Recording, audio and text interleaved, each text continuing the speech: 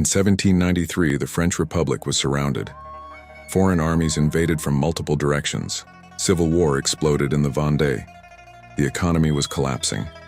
Food was scarce, and inside the convention, factions were fighting each other for control.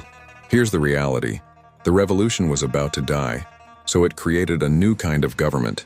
Not a monarchy, not a democracy, an emergency state. The Committee of Public Safety. And at its center stood one man, Maximilien Robespierre. His argument was simple. The Republic could not survive if its enemies were allowed to live. Terror was not a crime, it was a tool. The Revolutionary Tribunal accelerated executions. Suspicion became evidence. Neutrality became treason. The guillotine became the symbol of justice. Here's the line that defines the terror. To defend liberty, the revolution suspended freedom. But this wasn't just repression. It was mobilization on a scale Europe had never seen.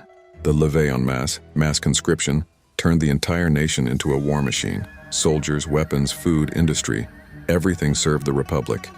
For the first time in history, a nation at war. And it worked.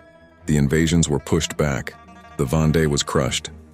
France began to win, but success didn't end the terror. It made it turn inward. Girondins, Dantonists, Hébertists, revolutionaries who had created the Republic were executed by the Republic. Because once fear becomes the system, no one is safe.